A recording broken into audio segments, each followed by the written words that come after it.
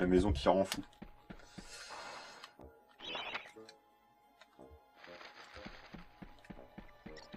C'est une espèce de jardin avec des jardiniers maléfiques qui ont une âme et des plantes qui n'ont pas d'âme.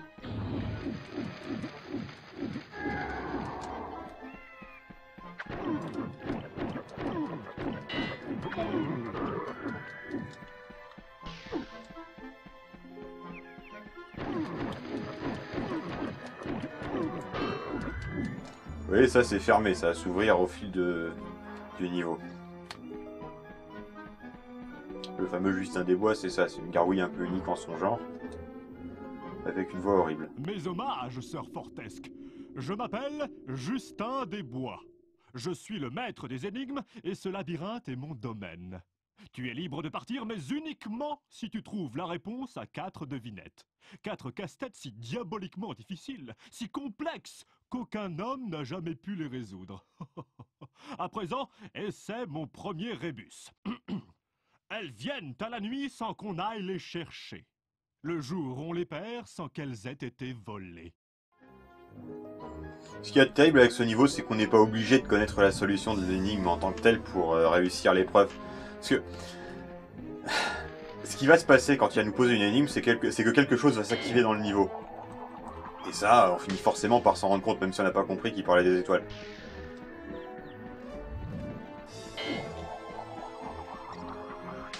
Pour la première énigme, à la limite, on peut se dire que si on n'a pas l'idée de taper sur les étoiles. Mais par la suite, de toute façon, l'énigme correspond à la partie du labyrinthe qui aura été ouverte. Donc voilà, vous voyez, il a ouvert cette partie-là, mais il y avait déjà 2 étoiles qui étaient à l'entrée. À partir du moment où vous en avez frappé une. Vous savez combien il vous en reste, et vous savez que vous devez toutes les détruire. Alors là, il va se passer quelque chose d'assez marrant, c'est qu'il va y avoir un jardinier maléfique qui va essayer d'aller taper sur la cloche. Je peux l'en empêcher. Voilà. Mais bon, vaut mieux taper sur la... Voilà, là je l'ai pas fait exprès, mais j'aurais pu le faire exprès, et j'aurais dû le faire exprès, parce que si vous tapez pas sur la cloche, vous pouvez pas débusquer les jardiniers. Ils sont pas réellement embusqués dans les trous, et ils n'apparaissent que si vous frappez sur la cloche. Et vous voulez faire apparaître les jardiniers parce que vous voulez remplir le calice.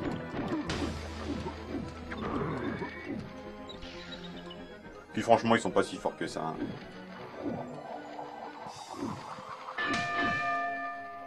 Voilà, bon, ça marche qu'une fois. Hein. Pardon. Excusez-moi avec la caméra, j'ai un peu de mal.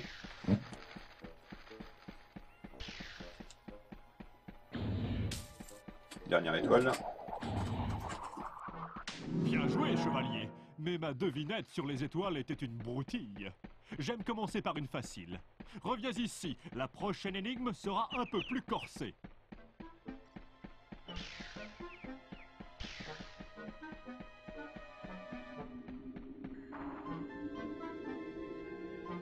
Je vis pour le rire, je vis pour la foule. Sans cela, je ne suis rien. Bon, c'est un clown. En fait, ce qui se passe, c'est qu'il faut retourner 4 panneaux qui représentent soit un sourire, soit une tronche qui fait la gueule. Enfin, c'est les masques de la comédie et de la tragédie. Hein. Mais que ces masques finissent par se retourner spontanément dans le sens que vous voulez pas. Donc il faut faire ça rapidement. Le truc étant que vous n'êtes pas obligé de les faire tous aussi rapidement, parce que certains se retournent lentement et certains se retournent rapidement. C'est vrai, quand j'étais petit, je ne m'en suis pas rendu compte, donc je pensais qu'il fallait tous les retourner en même temps, et pour ça, le seul moyen, c'est d'utiliser la hache. Je vais essayer de le faire avec la hache, mais c'est pas garanti que j'y arrive, parce que depuis, je le fais plus comme ça. Et puis surtout, c'est galère. Voilà, en fait, vous voyez, là, il représente le masque de la tragédie, et il faut les retourner.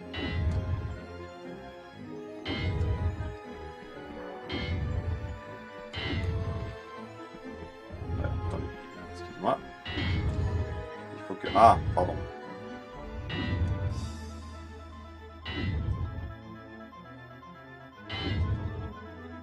Voilà.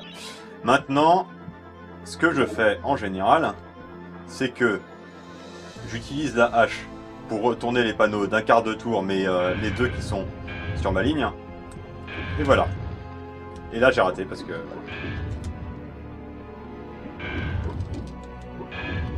Parce que c'est pas facile de faire comme ça. Mais c'est pas fait pour, hein, normalement. Hein. J'ai essayé. C'est juste qu'il y en a qui sont rapides et qu'il y en a qui sont lents. Vous voyez, celui-là, il est très lent. Il a mis vachement de temps avant de se retourner. Mais il n'empêche qu'on peut faire comme ça. Je vais vous montrer qu'on peut faire comme ça. Ah, c'est super. Alors, je vais pas vous montrer qu'on peut faire comme ça parce que... c'est quand même vraiment galère. Bon, vous voyez, hein,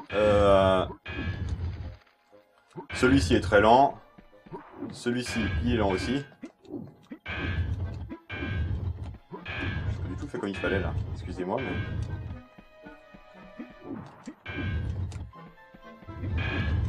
J'aurais dû les mettre dans la bonne position dès le départ. Excusez-moi. Je m'égare avec mon histoire de hache. Surtout, j'ai pas besoin de la hache, du coup, si je fais comme ça. Bon. C'est fini les âneries, hein. Voilà, là, ils sont à une position de leur position souriante. Et dans ces cas-là, ils bougent pas. Je vais tout de suite leur donner un coup à chacun. Malheureusement, je l'ai pas fait dans le bon ordre. Faut retenir que celui-ci est l'un des plus rapides.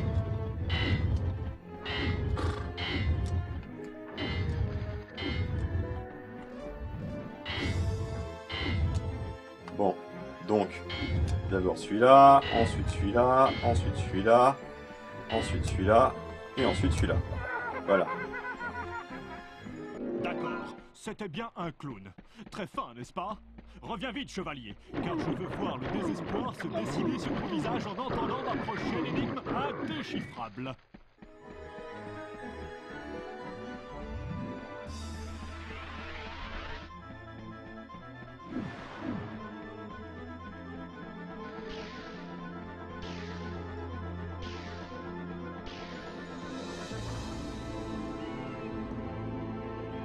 Visage d'arbre. Peau marine. J'ai beau être un monstre, la vermine m'effraie.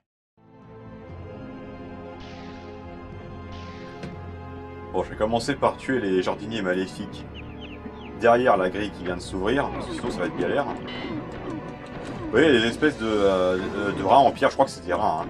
C'est pas des chats. Parce qu'en fait, le truc c'est qu'ils attaquent une souris. Donc je me suis dit que c'était des chats, mais en fait non, ça peut pas être des chats vu la forme qu'ils ont. Hein. C'est des rats en pierre. Qui bougent comme ça de long en large sur le chemin. Et le chemin en question conduit à cette énorme statue de verdure là-bas qui est un éléphant. Ce qui est la solution de l'énigme. Vous voyez le calice qui est derrière.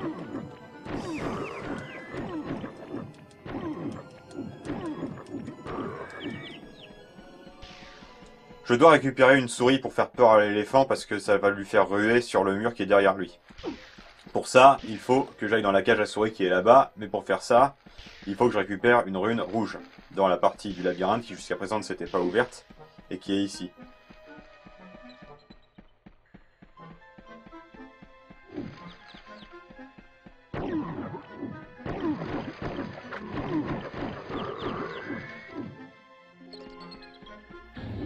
On peut s'amuser à détruire ce truc, mais ça n'a un intérêt que très limité parce qu'il n'a pas d'âme. L'intérêt étant de ne pas se faire tirer dessus à chaque fois qu'on passe ici, et on repassera ici, donc autant le faire.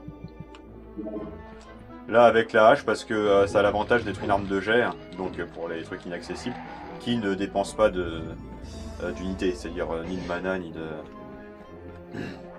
flèche, ni de rien du tout, c'est une hache. On la récupère après, c'est un boomerang.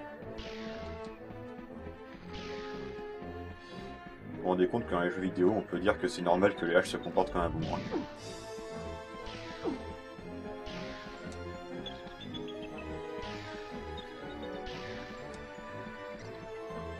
Voilà. Autant les rats en pierre sont des rats en pierre, autant on a l'impression que cette souris est une vraie souris, hein, c'est une petite souris bleue. Oh, petite, c'est beaucoup dire, hein. Regardez par rapport à la jambe de Fortesque. On voit peut-être que Fortesque est très petit. Bon, les rats sont lents, on peut compter dessus. Moi, ce que je préfère faire, c'est passer complètement au bord du chemin, parce que un endroit où les rats ne vont pas. complètement au bord. C'est un peu de l'anti-jeu, je sais, mais enfin bon.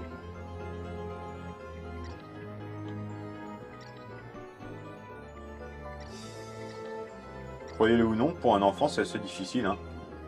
Ce jeu n'est pas très difficile dans l'ensemble, hein, mais... As-tu vu la feinte? Je t'ai fait croire que cette devinette était Bon. tardue, alors que c'était gros comme un éléphant. Pourtant, à présent, je te plaindrai presque. La réponse à mon prochain mystère a confondu les esprits les plus vifs de toute une génération. Viens par là.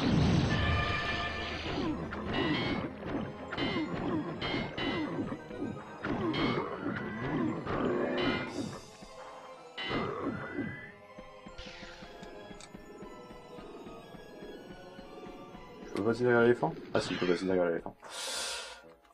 Non, non, c'est pas par là qu'il faut sortir, on pourrait croire, mais non. Il faut sortir par l'entrée de l'asile, en fait. Je vais m'acheter de l'enchantement pour l'épée. Non, en fait, c'est pas une si bonne idée. Bon, tant pis.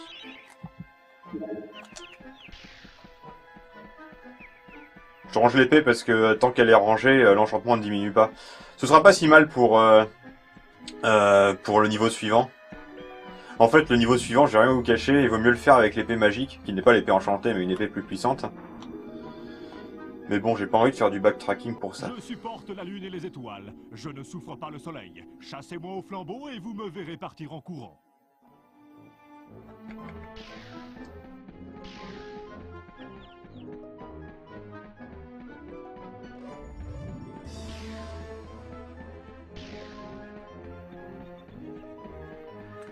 Qu'est-ce que je fais? C'est pas du tout par là. Là, c'est la sortie de l'énigme, mais l'entrée se trouve dans la zone libérée par l'éléphant. Ce qui est logique.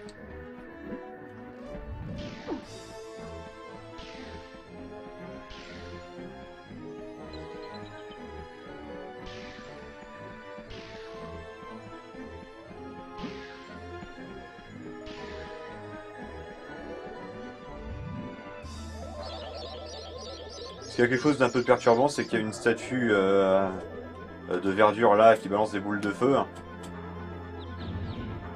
Voilà, qu'on ne peut pas détruire contrairement à l'autre.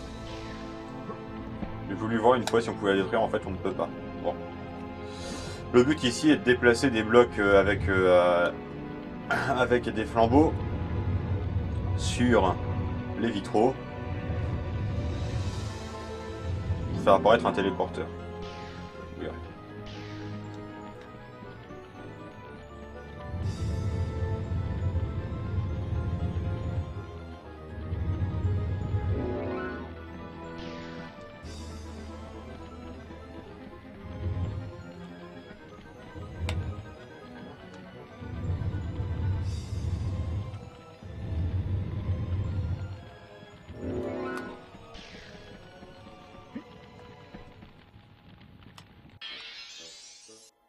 Et hop. Petit impertinent! Cette ténébreuse m'a pris une éternité à composer. Parfait. Aussi outrageant que cela paraisse, mon vaste intellect a été égalé par ton cerveau sérieusement décomposé. Reviens par là, que je te remette ta récompense.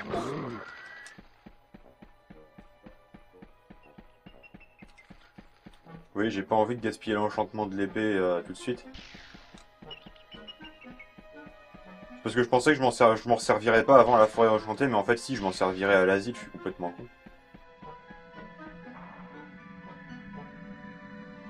Tu te crois très malin, n'est-ce pas?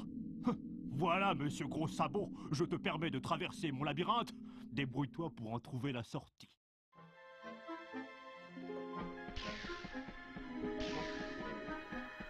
Bon, vous vous doutez qu'à ce stade-là, c'est plus très difficile, hein. La sortie est derrière la statue dont je parlais tout à l'heure qu'on peut pas détruire. Et après, il y a une partie d'échec. Enfin, une partie d'échec. Il faut savoir comment bougent les pièces d'échec. Mais c'est la seule chose à savoir. Faut pas faire une partie d'échec, faut juste déplacer les pièces sur des carrés spécifiques en ayant en tête que la reine peut bouger n'importe comment, que le roi aussi, mais que le fou peut bouger qu'en diagonale et la tour que en ligne droite. Regardez, vous voyez, je mets la tour sur son emplacement. Maintenant, il faut que je prenne garde à pas bloquer le fou, hein, parce que le fou, puisqu'il peut bouger que dans une direction, il peut être bloqué. Bon, Je pense pas qu'il puisse être bloqué de façon complètement irréversible, mais... Ou les pièces bougent toutes seules, hein, mais... Voilà, sauf quand elles sont arrivées sur leur... Il faut que j'arrive à me mettre là, voilà. Et ça c'est bon. Celui-là... Ah! Oh, il est méchant.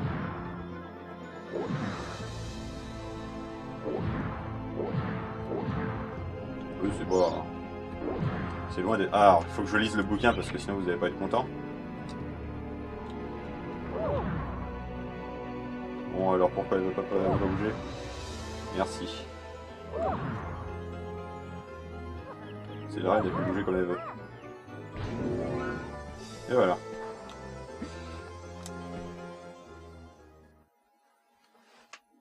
Alors visiblement, normalement à ce stade-là, il y avait un niveau supplémentaire où on utilisait le verre que Fortesque a dans le crâne. Mais finalement, ce verre n'interviendra que dans une cinématique un peu plus tardivement pour ne servir à rien.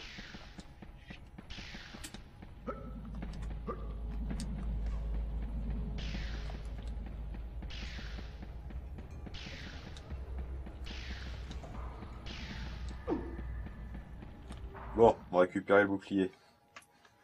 Ah, Herr Fortesque, te voilà de retour dans la bataille, hein? C'est bien. Les gens me demandent, Stonegard, que penses-tu de cette épée ou de cette hache? Mais moi, je leur dis, non! La guerre moderne est un problème de science. La science des boucliers. Je crois que tu devrais prendre mon bouclier, hein? Il est magique, Herr Fortesque. Certains disent qu'il vaut mieux avoir une épée magique qu'un bouclier, mais je t'assure qu'ils disent n'importe quoi! Tant que tu t'en sers comme il faut, ce bouclier te rendra invincible!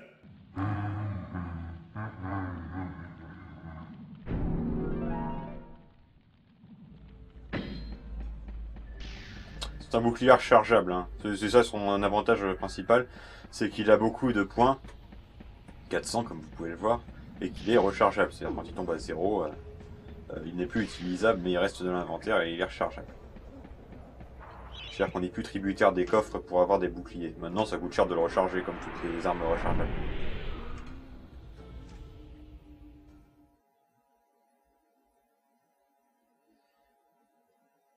Le niveau de l'asile est un niveau avec essentiellement des zombies, mais pas que, vous allez voir à quoi ressemblent les fous encore vivants. Enfin, encore vivants c'est beaucoup dire, leur sang est vert, enfin vous verrez. Et le but est simplement de tuer des zombies, et tuer des zombies, et tuer des zombies jusqu'à ce que les portes s'ouvrent.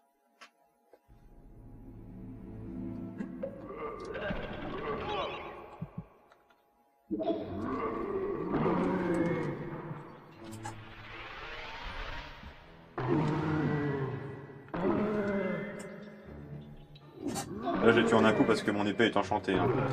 Si elle l'était pas, je crois pas que je l'ai tué en un coup avec l'attaque de base. Avec l'attaque chargée oui, mais pas avec l'attaque de base. Le truc étant que comme j'ai trop confiance en moi parce que mon épée est enchantée, hein, je fais même pas attention au fait que je perds des points de vie. Comme il y a beaucoup d'ennemis dans ce niveau, à moins d'avoir l'épée magique, il vaut mieux pas faire comme ça. Il vaut mieux faire comme je fais d'habitude, à savoir me mettre dans un coin, attendre qu'ils sortent tous, et les dégommer tous d'un coup. Voilà, vous voyez là ils sont tous sortis, enfin pratiquement. Ah, maintenant ils sont tous sortis, et je mets là, et voilà.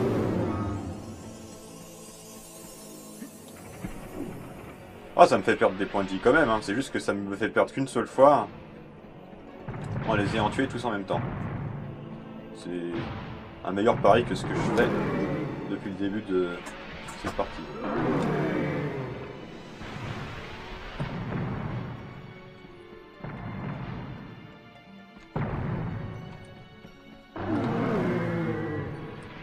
Oui, ces canons sont un petit peu enquiquinants, mais j'y peux rien.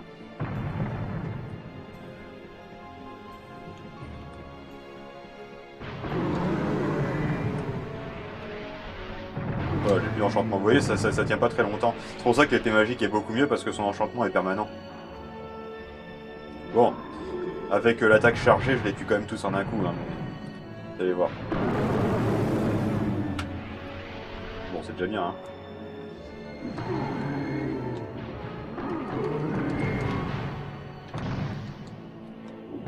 Oh, les chauves-souris.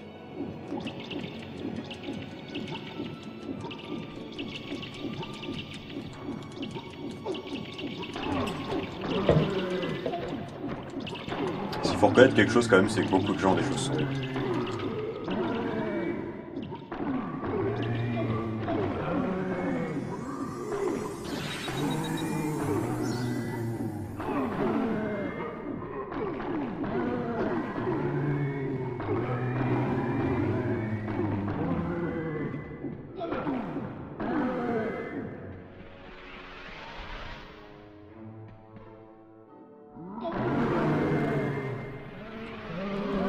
Là, vous avez les zombies sans tête qui courent de droit devant eux. Ils sont assez emmerdants. C'est un peu les Horace et les Curias inversés si vous voulez. Là, ce qui nous intéresserait, c'est qu'ils soient tous regroupés au même endroit, mais eux, ils courent tellement vite qu'ils sont forcément très espacés les uns des autres. Donc ça m'oblige à recharger mon attaque plusieurs fois. Et c'est assez emmerdant. Les fous c'est pareil, mais comme ils sont relativement inoffensifs. Hein.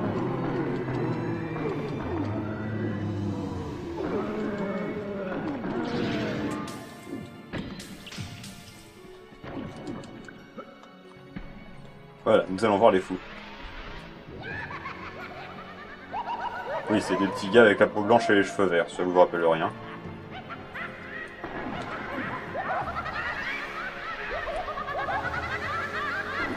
Faut voir que c'est peut-être un chapeau, hein, mais... Et vous voyez, ils ont pas le contact mortel, c'est-à-dire beaucoup d'ennemis dans les jeux vidéo infligent des dégâts du simple fait de les toucher. Eux, c'est pas le cas. Ils sautent pour te mordre, mais tant qu'ils sautent pas pour te mordre, ils n'infligent pas de dégâts même si tu les touches.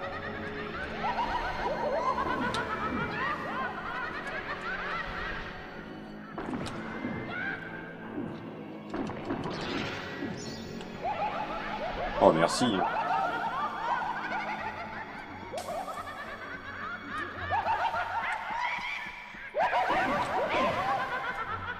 Oui, par je ne sais quel miracle, il bouge très vite, mais il reste groupé.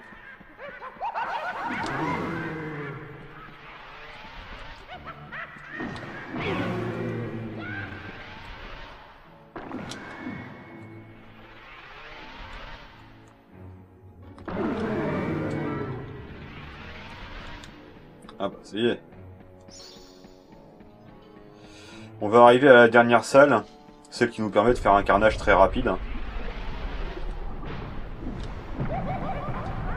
Le tout est d'avoir l'idée de se mettre du côté où il n'y a pas d'ennemis et attendre qu'ils apparaissent tous et tous les tuer d'un coup. Jusqu'à ce que le coffre tombe. Vous allez voir. Bon, déjà, eux c'est bon.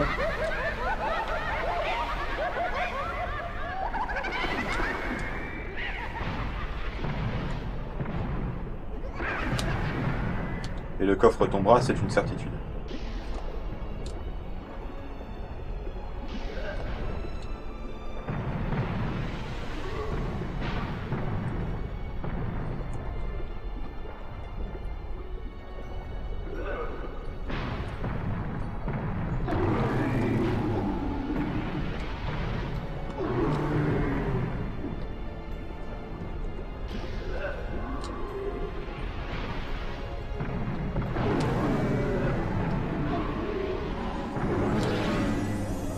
Voilà, le coffre est tombé. Maintenant, il n'y a plus qu'à attendre que tout soit fini. Bon, pas au point de perdre ses points de vie quand même, pour pas déconner. Et là, ça sera bon. Voilà, on se passe dans un coin pour pas tomber dans la lave. Et voilà. Et voilà.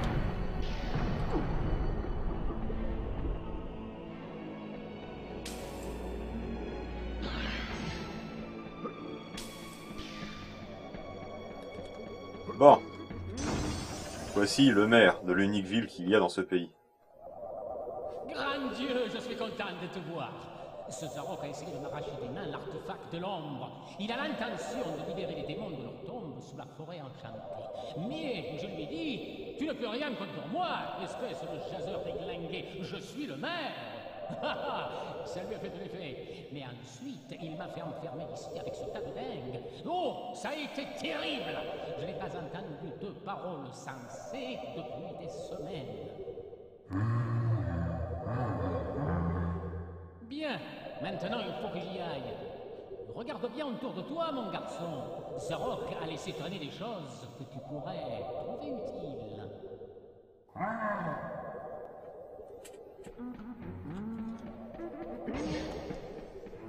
Voilà, la deuxième pierre de dragon.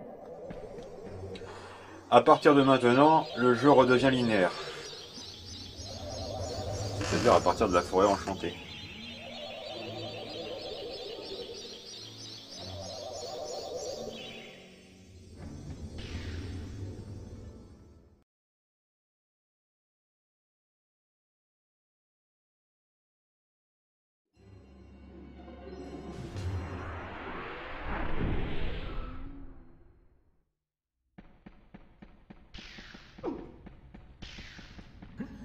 L'idéal pour la forêt enchantée est d'avoir des bonnes armes de jet parce que les boss ne peuvent être vaincus qu'avec des armes de jet. Bon, on a déjà la lance, c'est très bien, on a la hache, ce qui est encore mieux par certains aspects, on a l'arbalète qui est très rapide, on a le premier arc, c'est bien de prendre le deuxième, sachant qu'on ne peut pas avoir l'épée magique pour l'instant. Alors, Daniel, j'ai peut-être quelque chose pour toi, mais je ne sais pas ce que c'est. Ça te dit? Alors même qu'il avait précisé dès le départ qu'il avait des flèches enflammées, mais enfin.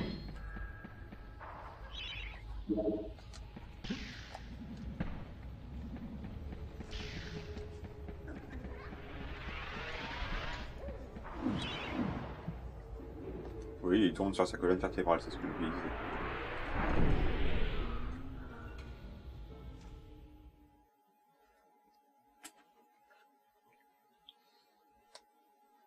J'ai jamais su ce qui conditionnait l'animation qu'il montrait à l'écran de chargement. Des fois il est debout, des fois il est à genoux.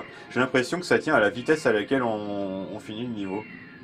J'ai jamais pu vraiment le tester, hein, mais... Ou alors ça se trouve c'est complètement aléatoire. Mais quand j'étais petit j'étais persuadé de ça. Et maintenant c'est toujours l'impression que ça me fait, donc... Voilà, vous allez voir ce dont je vous parle depuis le début. Est-ce que je vous remonte l'animation? Oui, allez. Enfin, l'animation, la cinématique.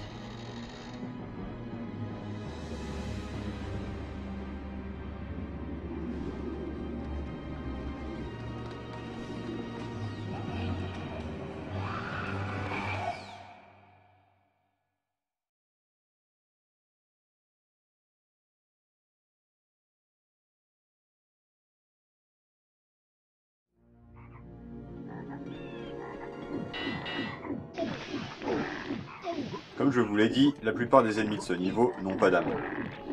En fait, tous ceux qui sont avant les démons.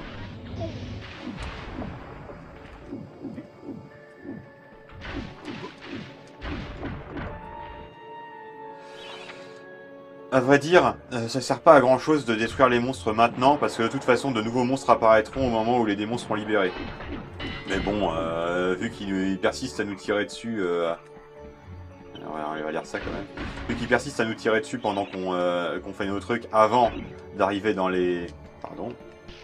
D'arriver dans le tombeau des démons, autant les tuer parce que sinon on va perdre des points de vie pour eux. Vous vous souvenez le bouquin dans la ville qui nous parlait d'un oiseau dragon? Bah on va en voir un.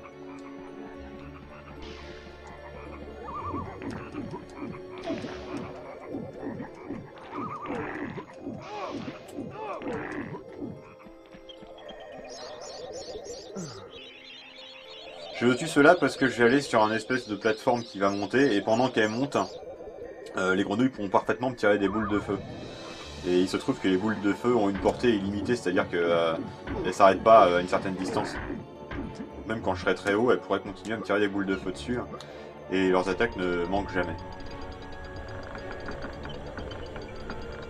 Et là par exemple, si je les avais pas tués, elles continueraient à me tirer des boules de feu dessus. Ça me ferait pas perdre beaucoup de points de vie à chaque fois, mais ce serait suffisamment chiant pour être noté. Surtout que les démons des ténèbres sont des monstres assez puissants. Surtout si on n'a pas l'épée magique, et on n'a pas l'épée magique. Donc on va pas tenter le diable. Bon, on n'a pas l'épée magique, mais on va enchanter l'épée qu'on a. Ce sera déjà ça.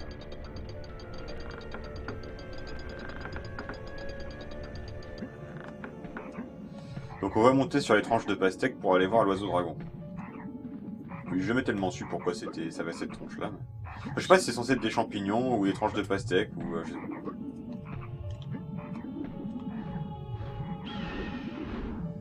pas. Voilà, oiseau dragon. On le verra pas en entier, hein, faut pas rêver. Faut juste... Alors je sais pas comment se reproduit cette espèce, parce que sur 3 œufs, il y en a un qui contient un coffre, un qui contient un bouclier et un qui contient une rune. Naturellement, celle qui contient une rune est toujours la dernière qu'on casse. C'est pas par loi de Murphy, hein, c'est vraiment parce que c'est la dernière qu'on casse qui contient la rune. Pour qu'on soit obligé de toutes les casser. Jusqu'à présent, je crois pas que vous m'ayez vu faire de sauts qui me faisaient perdre des points de vie, mais si un saut est suffisamment haut en altitude, ça fait perdre des points de vie. Si c'est dans un certain intervalle, ça fait perdre seulement une partie de la barre de vie. Si c'est dans un intervalle plus élevé, ça fait perdre un flacon. Ça fait jamais perdre plus d'un flacon, évidemment.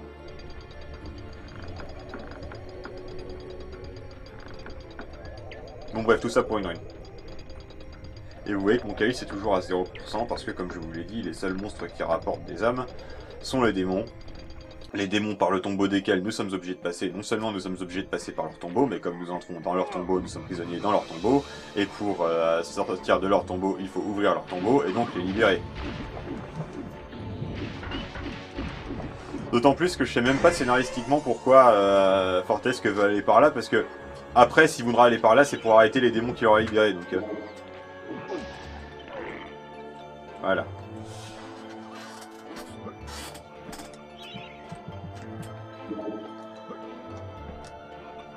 Voilà, alors, vous allez voir ce que je vous disais au début. Hein. Voilà, normalement, si vous êtes... Alors. Défense d'entrée. Ici sont ensevelis les démons des ténèbres, bannis du monde du bien et de la lumière, jusqu'au jour où la terre s'ouvrira. Personne, pas même le sinistre Lord Zarok, ne peut les libérer sans l'artefact de l'ombre. Pars immédiatement ou partage leur triste sort. Alors, si on vient ici sans avoir l'artefact de l'ombre, la gargouille nous dit ça, mais on peut pas ouvrir cette bouche puisque on n'a pas l'artefact de l'ombre. Donc on sort par là. Comme on a l'artefact de l'ombre, on est obligé de l'utiliser, donc on ne peut pas sortir par là.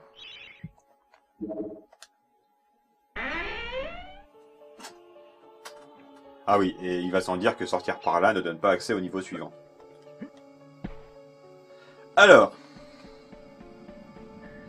voici quelque chose de mystifiant. Vous devez appuyer sur des interrupteurs.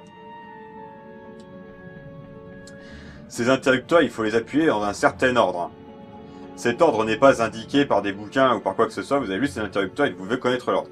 Je suis persuadé que quand j'étais petit, je savais dans quel ordre il fallait appuyer et pourquoi. Je ne me souviens plus de ce que je croyais quand j'étais petit. Depuis quelque temps, grâce à Aquilon, je connais l'ordre. L'ordre correspond à l'ordre d'apparition des cavaliers de l'Apocalypse, qui correspond lui-même à des... Enfin, qui correspond de même à des éléments. Et c'était pas ça. Bon. Bah je dis n'importe quoi, alors c'est pas ça. Enfin parce que, vous voyez, c'est un peu difficile de se rendre compte de qui est quel élément. Ça c'est quoi? C'est l'eau ou c'est l'air? Ça, on sait pas trop, ça machin, enfin bon. Écoutez, c'est comme ça, hein. Alors, on va essayer. Je sais à peu près dans quel genre d'ordre il faut faire ça. Hein. C'est juste que je pense jamais la réussir. Non, c'est pas ça, bah écoutez. Je sais qu'il faut en appuyer 2 qui suivent et ensuite prendre la 4ème, puis aller sur la 3ème. Je sais plus à partir duquel il faut faire ça. Ça, je viens de l'essayer.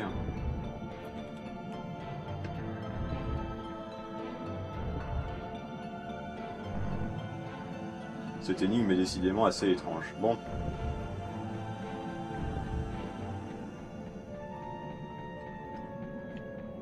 Peut-être que c'est par couleur. Enfin bon, évidemment, en essayant toutes les combinaisons, on finit forcément par y arriver, hein, mais... C'est bizarre, hein. Ça, c'est ce que je viens d'essayer. Enfin, c'est pas ce que je viens d'essayer, mais c'est ce que j'ai déjà essayé tout à l'heure.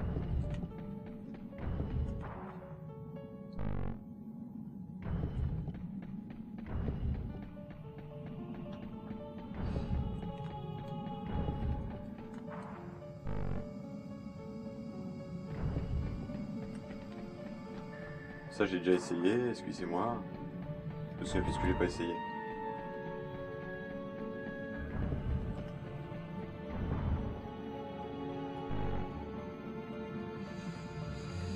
Alors, j'ai jamais essayé de commencer par celle-là. Je vous ai dit, je sais qu'il faut en appuyer 2 qui suivent, la 4e puis la 3e. Voilà, c'est dans cet ordre-là. Allez, on commence par le feu. Bah, appel à témoin, alors hein, le mystère reste entier.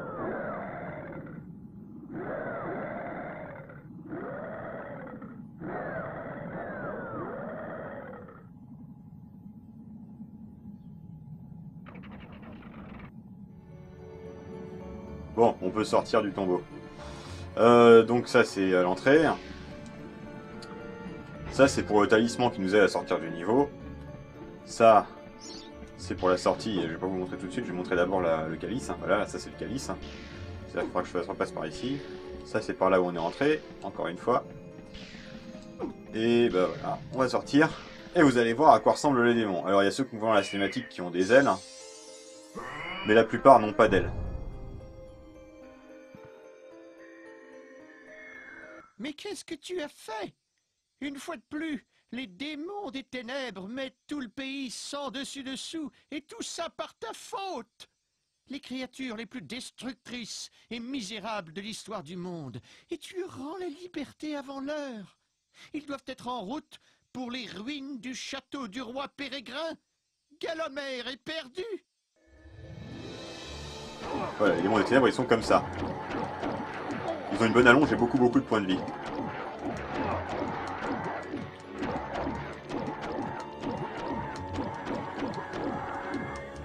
Et très franchement, eux, il vaut mieux enchanter l'épée. Malheureusement, j'ai pas de gargouille à portée de main. Vous voyez, ils apparaissent spontanément. Alors, là, on n'a pas vu leur âme se matérialiser devant nous, on a juste vu la matérialisation.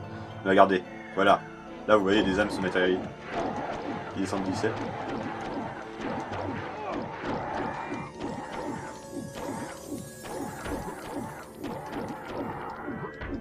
Oui, ils ont beaucoup de points de vie. Hein. Et vous voyez que des plantes sont réapparues. Alors il n'y a plus de grenouilles, hein, fort heureusement, parce que les grenouilles sont les plus chiantes parce qu'elles sautent.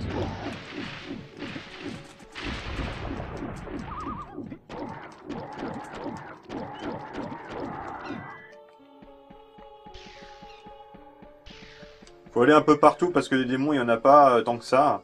Il y en a légèrement plus que ce qu'il faut pour remplir le calice. Hein. Mais seulement légèrement plus, donc faut...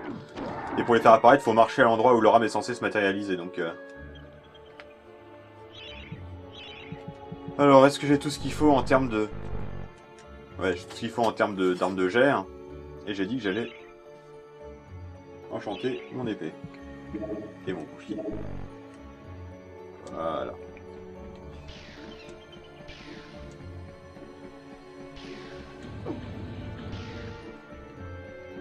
Comme vous pouvez le voir, l'enchantement est très éphémère, vous voyez, ça diminue de seconde en seconde.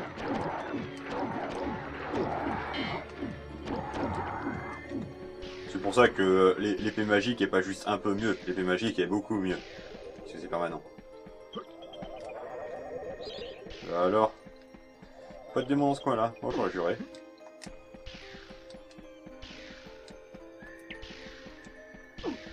Faut dire qu'il y en a qui apparaissent après qu'on ait vaincu les boss.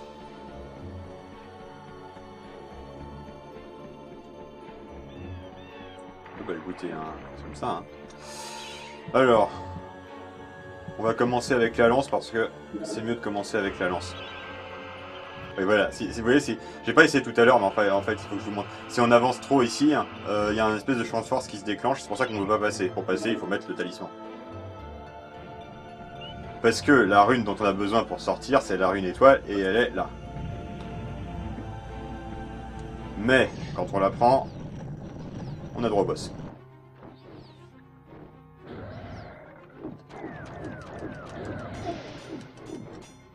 Si on a la bonne arme, ça va, hein.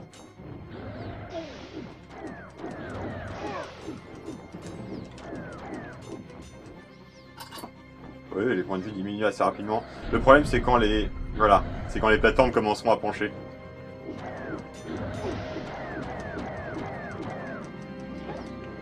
Voilà, bon, j'ai plus de lance. En revanche, j'ai toujours de l'arbalète, j'ai toujours de la hache, donc je suis content. Voilà, alors là, on peut le tuer pendant qu'il fait ça. Et il faut se mettre à une distance très particulière pour que ça marche. Contrairement à ce que la barre de vie pourrait donner l'impression, ils ont tous leur barre de vie, enfin ils ont tous les deux leur barre de vie individuelle, c'est-à-dire qu'au bout d'un moment, il y en a un qui meurt et l'autre qui reste en combat. Allez voir. Voilà, celui-là il est mort. Il y a toujours celui-là qui est...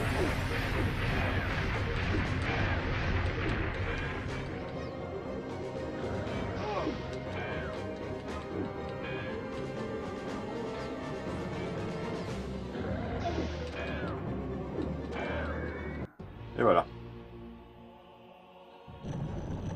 Voilà, bizarrement, la plateforme n'a pas tellement penché. D'habitude, elle penche plus que ça, enfin plus souvent que ça. Je me demande si c'est pas aléatoire. Parce que, évidemment, si on peut l'anticiper, c'est beaucoup plus facile de... Je devrais pas me remettre mon épée tout de suite parce qu'elle est encore de l'enchantement.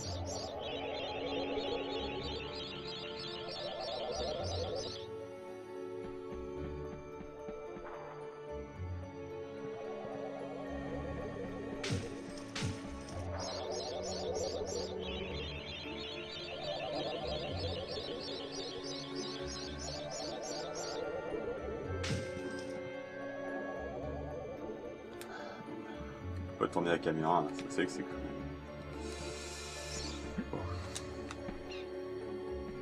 Alors, normalement, voilà. Je vous le disais, il y en a qui apparaissent après la défaite des...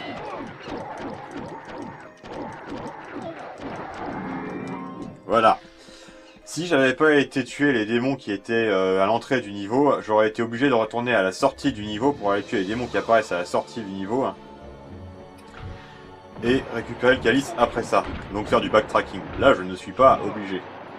Enfin, dans le sens où je dois retourner dans le tombeau, mais... De toute façon, il faut que je retourne un peu sur mes pas, donc... un peu ou beaucoup, c'est pas la même chose que beaucoup ou pas du tout.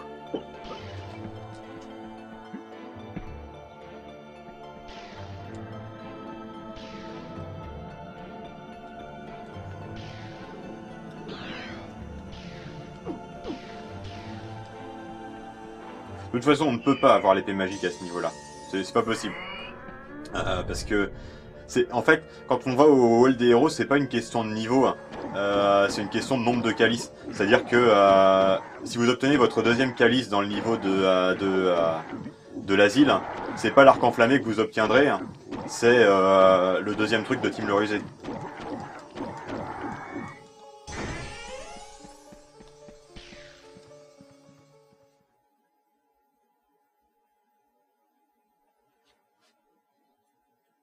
Et donc vous pouvez pas avoir un nombre de calices suffisant avant d'avoir fini ce niveau-là, puisqu'on a fait tous les trucs facultatifs avant de faire ce niveau-là, et que vous voyez qu'on a toujours pas l'épée magique. Et croyez-moi, si on avait eu l'opportunité d'avoir l'épée magique, je serais allé jusqu'au gars qui nous donne l'épée magique. Je vais vous montrer lequel c'est. Évidemment, c'est le dernier à s'allumer, parce que l'épée magique est l'arme la plus puissante. Ce n'est pas le cas dans le remake sur PSP, c'est d'ailleurs un scandale. Parce que l'épée magique est la deuxième arme la plus puissante dans le jeu PSP, la première étant quelque chose qu'on gagne dans des mini-jeux. Sois maudit, Fortiche. Je te parie que tu vas revenir manger le pissenlit par la racine d'ici peu. Eh, j'ai quelque chose pour toi. Je crois que tu vas apprécier. Tu le veux? Ouais. Je crois que je vais apprécier. Si j'avais été jusqu'au centaure, j'aurais pu avoir l'arc magique, mais fondamentalement, je m'en fous. Il y a des ennemis qui peuvent se tuer uniquement à l'arme de jet dans le niveau suivant. Mais franchement, avec la lance et la hache, on n'a pas besoin des flèches magiques.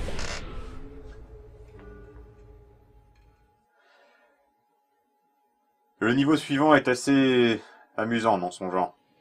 Surtout quand vous avez une mauvaise manette, un CD un peu vieux, et avec les problèmes de caméra que vous n'êtes pas trop habitué au saut. C'est un peu costaud. Allez voir.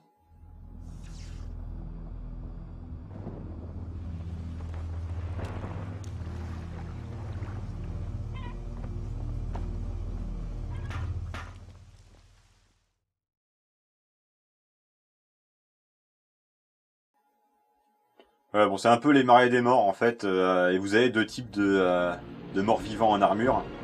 Ceux qui ont une armure légère, et ceux qui ont une armure lourde. Froideur, obscurité et puanteur de la mort. Nous nous rappelons cette ancienne bataille combattue en 6 lieues, où s'affrontaient les forces du bien et l'armée des ténèbres de Zarok. Aujourd'hui, les marécages regorgent de morts sans repos. Ceux qui portent des armures lourdes sont invincibles, par contre ils savent pas nager. Ceux qui portent des armures légères sont invincibles, par contre ils peuvent nager. Mais nous possédons le marteau. Et il se trouve que le marteau est l'arme adéquate pour ça. Vous allez voir.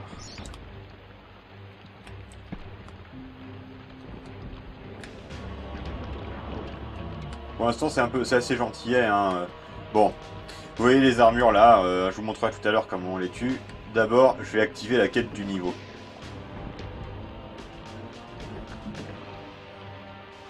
Salut, étranger. Je suis le passeur. C'est moi qui fais passer dans ma barque les âmes perdues lors de leur dernier voyage vers le royaume des morts. Mais attends, ne s'est-on pas déjà croisé? Sœur Daniel Fortesque, ça alors, vous aussi? Depuis que Zarok s'est mêlé de ce qui ne le regardait pas, je ne sais plus où donner de la tête avec ces âmes perdues qui se réveillent du sommeil éternel. Les affaires ne marchent plus aussi bien depuis qu'ils ont inventé l'hygiène publique.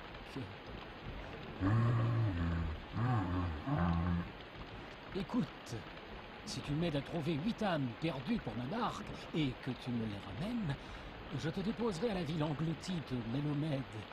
Qu'est-ce que tu en dis?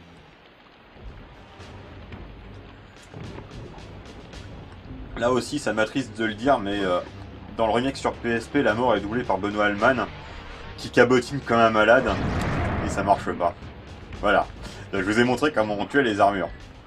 En fait, il faut les pousser dans la gadoue. Et pour les pousser dans la gadoue, le mieux c'est d'utiliser l'attaque spéciale du marteau. Hop là. En fait, ce qui va se passer, c'est que j'ai récupéré les âmes perdues. Quand je les aurai récupérées, normalement j'aurais tué tous les monstres parce que j'aurais fait les choses dans l'ordre, parce que je suis un bon garçon. Et à ce moment-là, les anges vont apparaître. Les anges, on peut les tuer uniquement avec des armes de jet.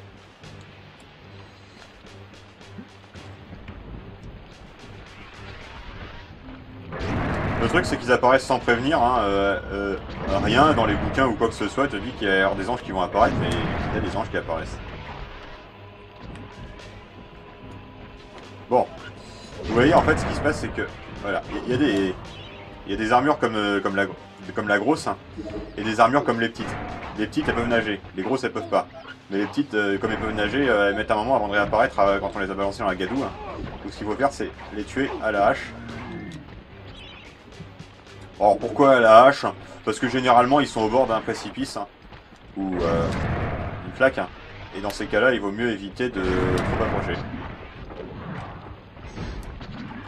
Alors, quand on récupère une âme, les ponts disparaissent. Vous voyez, il y a un pont ici, maintenant il n'y est plus.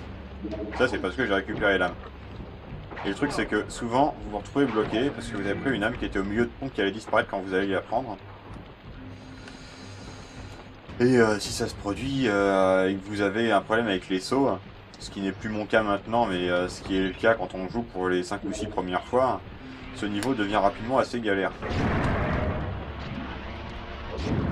Alors c'est marrant parce que vous avez là-bas les coffres qui mettent un champ de force.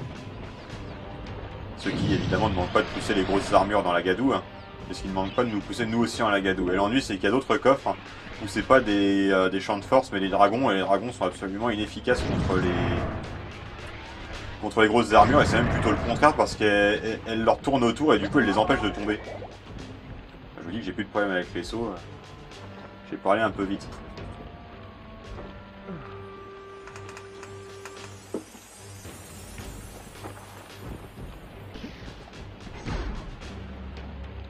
Voilà. Bon ça a fait disparaître le pont qui était tout là-bas. Vous voyez, il y a un pont ici, il est plus.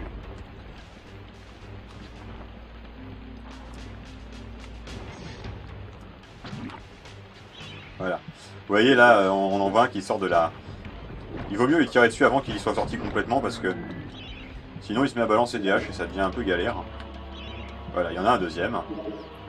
C'est ça qu'il faut faire attention. En plus, plus vous tuerez de chevaliers avant de récupérer toutes les âmes, moins vous aurez besoin de tuer d'anges. Et tuer les anges c'est un peu chiant parce qu'ils bougent. Et qu'ils volent.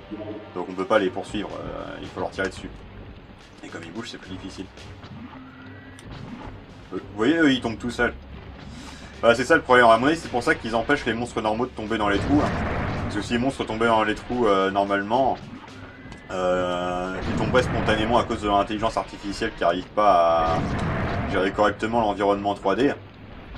Et du coup, ils se suicideraient tout seuls. Ceux-là, ils ont été un peu obligés puisqu'ils voulaient faire des ennemis invincibles. Il fallait tuer de cette façon. Donc, et vous voyez, ils se suicident tout seuls hein, quand ils essaient de vous poursuivre. Et qu'ils sont pas assez intelligents pour prendre les ponts.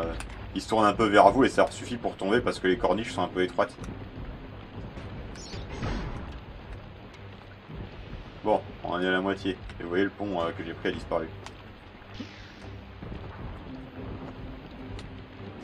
Je scrute un peu les marques pour voir s'il n'y a pas des chevaliers qui vont en sortir.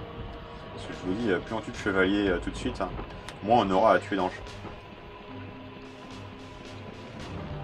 De toute façon, on sera obligé d'en tuer un ou deux, donc vous verrez comment ça se fait. Mais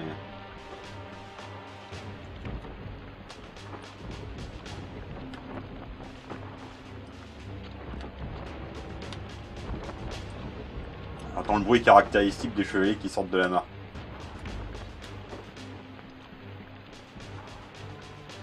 Bon.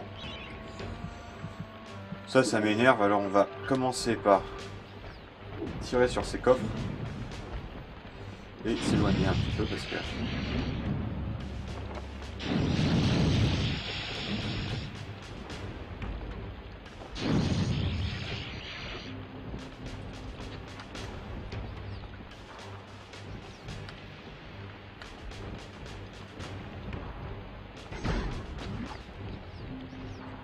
Alors, voilà. Le pire, c'est qu'ils sont même pas obligés de sortir des mares et parfois ils doivent sortir de la terre comme là. Alors, est-ce qu'il y en a un deuxième qui va sortir à sa suite? Ici, non. Et là? Non plus. Je trouve qu'il y en a relativement peu quand même.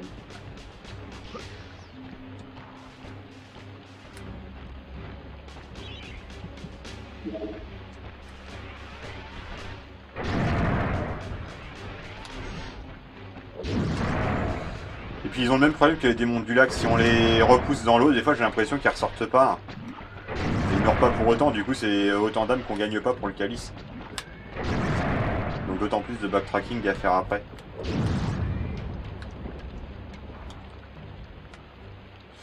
Peut-être qu'il vaudrait mieux aller là pour... Peut-être qu'il y a des chevaliers qui vont sortir d'ici. Non. Non.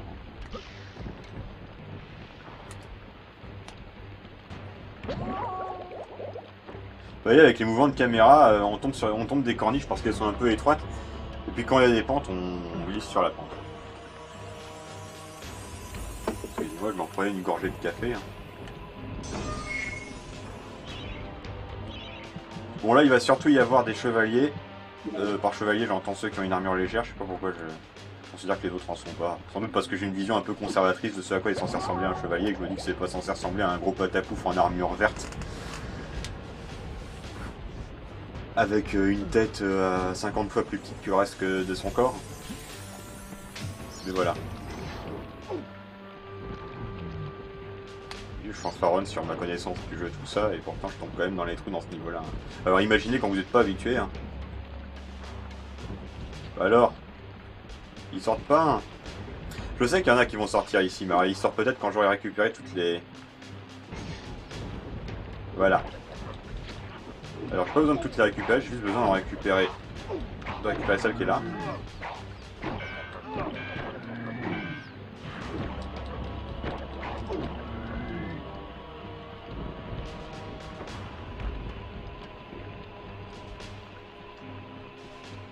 Bon.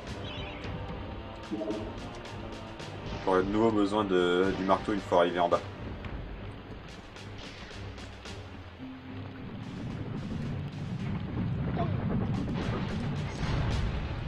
Voilà, j'ai tous les casques, donc les anges apparaîtront une fois que je serai sorti de ce... Alors ça, ce n'est pas un bassin, c'est un trou.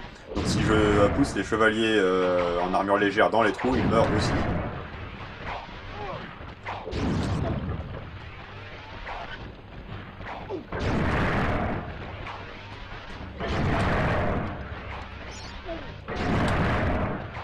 qui est bien aussi, c'est que les grosses armures n'ont pas non plus le contact mortel, c'est-à-dire qu'il suffit pas de les toucher pour prendre des dégâts.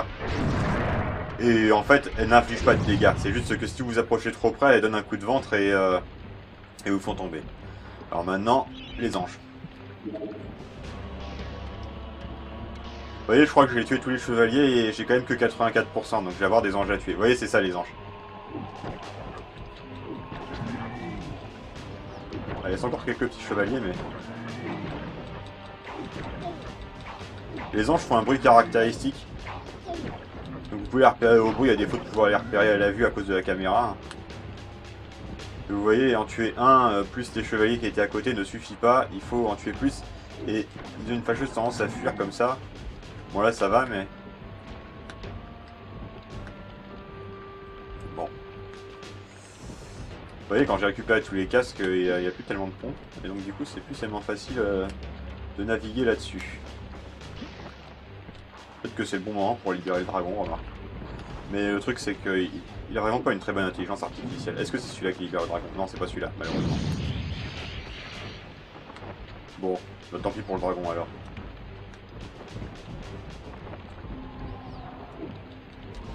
Ça le prix.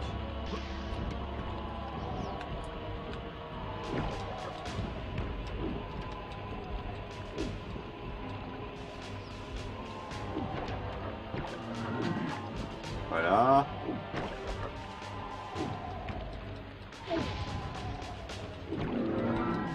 Voilà.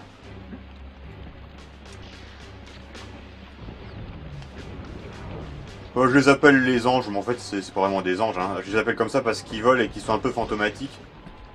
Et qu'ils font un bruit. Et je me dis que des fantômes pourraient voler et être fantomatiques mais pas faire de bruit. Que des zombies pourraient être fantomatiques et faire un bruit mais pas voler. Et que n'importe quoi d'autre ferait que 2 des 3 trucs ou un seul des 3 trucs. Mais je me dis que la conjonction des 3 trucs, même s'ils n'ont pas d'ailes, c'est forcément des anges. Peut-être pas au fond. Hein. Bon, allez, on va libérer le dragon, on va voir s'il attaque spontanément les anges. Mais je crois qu'il les attaque pas parce qu'il reste au sol. Vous voyez, c'est nul, hein.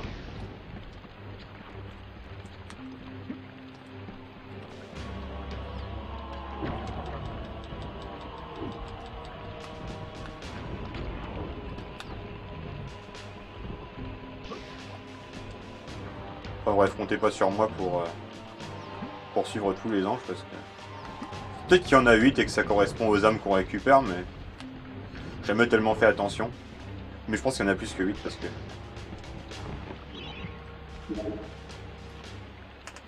Tu es bien bon. Ça change de tomber sur un jeune squelette bien élevé après avoir eu affaire à tout un tas de zombies dégoûtants. Grimpe à bord.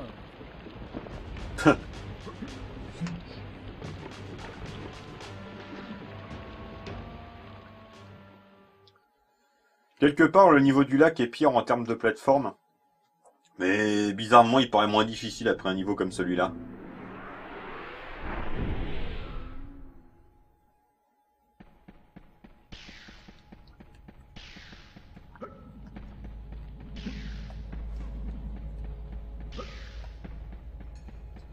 Alors, est-ce qu'on a droit tout de suite à l'épée magique, sachant qu'elle ne servira à rien dans le niveau suivant? Oui, on a droit. Salut Don, comment que ça va? Alors, tu t'es trouvé une épée magique? Le vieil accent parigot, on dirait Renault. Comment, Daniel, mec? Tu peux pas aller à la bataille contre une armée de défunts sans épée magique? Tiens, prends la mienne. T'en affûteras pas une autre, parole de dire que le dévoué. Un bouclier magique, ça suffit pas? Quoi qu'en dise ce grand imbécile de Sturmgard?